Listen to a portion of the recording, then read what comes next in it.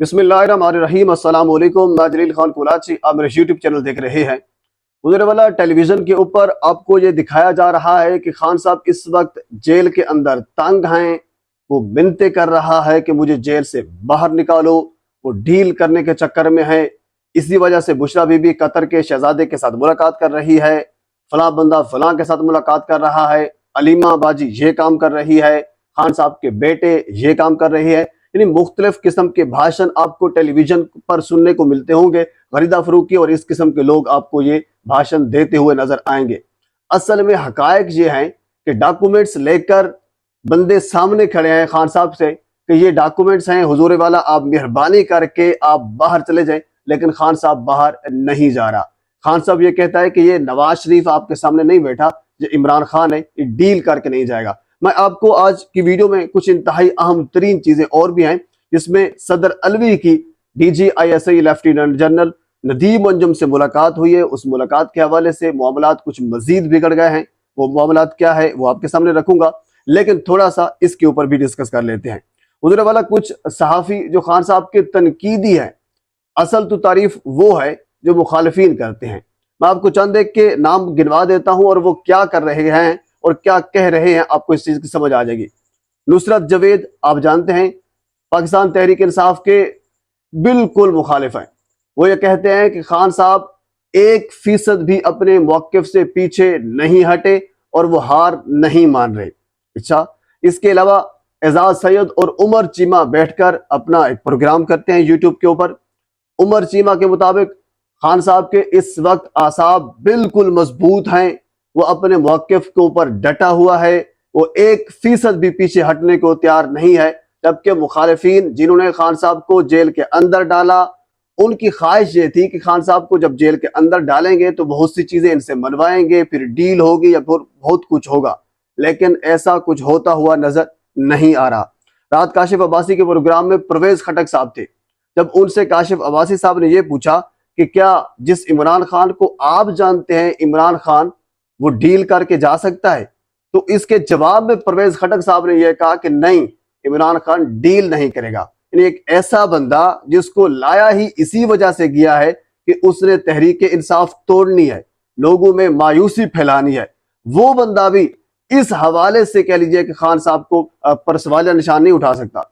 वो बंदा भी इस हवाले से खान साहब के ऊपर सवालिया निशान नहीं रख सकता कि खान साहब कभी डील करके मुल्क से बाहर जा सकता है। वो बिल्कुल एक शेर की तरह जेल के अंदर बैठा हुआ है और अपनी बात मनवा रहा है। और साथ आपको सदर अलवी का जो खड़ाक है वो भी आपके सामने रख देता हूं।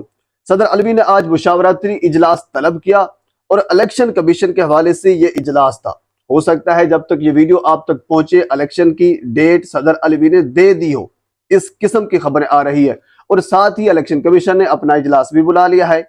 अब इलेक्शन कमीशन ये चाहता है कि पहले डेट हम दे दें, सदर की डेट आने से पहले, ताकि कुछ बचाव थोड़ा सा हो जाए। लेकिन सदर अलवी ने जराये के मुताबिक, जराये से मुराद ये है कि कमरान यूसुफ साहब आप जानते हैं पाकिस्तान की सीनियर जर्नलिस्ट हैं और जो मुक्तदर हल्के हैं उनके हवाले से बड़ी मुस्तनद खबरें रखते हैं। उनके मुताबिक सदर अलवी की DGISI lieutenant general Nadeem Anjum से मुलाकात हुई और उस जाहिर सी बात है अब मुलाकात में क्या कुछ होगा, क्योंकि इंतहाई अहम तरीन शख्सियात है, हाई प्रोफाइल शख्सियात है दोनों। अब इन मुलाकात के हवाले से कोई करेक्ट तो नहीं बता सकता, लेकिन बाद में जो मुलाकात के असरात होते हैं उससे तजज़ियाकार जो है वो कुछ बातें निकालते हैं। मुलाकात हुई तो मुलाकात के फौरन बाद सदर अलवी ने इलेक्शन कमीशन को खत लिखा। खत यही लिखा कि इलेक्शन अपने मुकर्रर मुद्दत तक होने चाहिए, यानी 90 रोज के अंदर इलेक्शन होने चाहिए थे, तो 90 रोज तक आप तो तारीख है वो दे दे, नवंबर की तारीख दे दे। अब इसके ऊपर इलेक्शन कमीशन क्या करने वाला है? इलेक्शन कमीशन ने इस खत का जवाब भी दे दिया है। उन्होंने कहा है कि ये इख्तियार आपका नहीं है, ये इख्तियार जो नई अमेंडमेंट की गई है, जो तरामीम की गई है, उनके मुताबिक ये इलेक्शन कमीशन का इख्तियार है, यानी सिकंदर सुल्तान राजा का ये इख्तियार है, वो जब चाहेगा इलेक्शन की तारीख दे देगा। इवन के कल की वीडियो में ये चीज मैं आपके सामने रख चुका हूं कि सुप्रीम कोर्ट में जब इलेक्शन के हवाले से बात हो रही थी तो सुप्रीम कोर्ट के चीफ जस्टिस साहब ने ये कहा था कि हुजूर वाला आइन में कहां लिखा हुआ है कि 90 रोज से ऊपर भी इलेक्शन कमीशन इलेक्शन को लेकर जा सकता है। ये बड़ा मुस्तनद सवाल था, ये उठाया गया था, पर इसका कोई जवाब नहीं था। बहरहाल इलेक्शन कमीशन ने जवाब दे दिया है सदर अलवी को کہ یہ آپ کا اختیار نہیں ہے۔ صدر عربی کا جو اجلاس ہے، مشاورتی اجلاس اس وقت ہو رہا ہے، اب غالب امکان یہی ہے، رپورٹرز کے دعوے کے مطابق ہو سکتا ہے جب تک یہ ویڈیو آپ تک پہنچے تو الیکشن کی تاریخ کا صدر مملکت اعلان کر دیں۔ اگر صدر مملکت الیکشن کی تاریخ دے دیتے ہیں تو پھر بڑا کھڑاک ہوگا، پھر مسئلہ ہوگا، کیونکہ پہلے سپریم کورٹ توہین عدالت کے قریب پہنچ چکی ہے۔ بہت سی چیزیں انہوں نے نظر ثانی کی جو اپیل تھی وہ مسترد کر دی، پہلا فیصلہ سنایا تھا، اب جسٹ توہین عدالت رہتی تھی، اس حوالے سے وارننگ دے چکی ہے جو پنجاب میں 14 مئی کو الیکشن ہونے تھے اس حوالے سے۔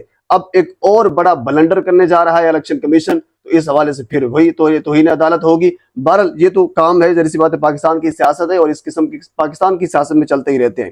آج نیب کی ترامیم کے حوالے سے سپریم کورٹ میں سماعت تھی، نیب میں ترامیم کی گئی تھی، اس حوالے سے جو وفاق کے وکیل ہیں، جو حکومت کے وکیل ہیں مختوم علی خان، وہ پچھلی کل سے اپنے دلائل مکمل کر چکے ہیں، کچھ دن پہلے سے وہ دلائل دے رہے تھے۔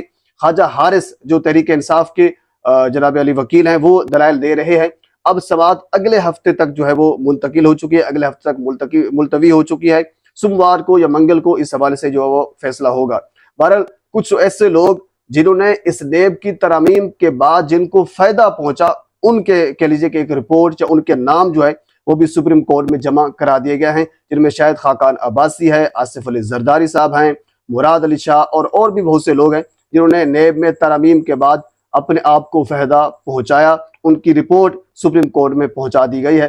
اب ہو سکتا ہے سوموار کو یا منگل والے دن سپریم کورٹ ایک اور بڑا کھڑاک بھی کرے گی اور بہت سے لوگ اس کی زد میں آئیں گے۔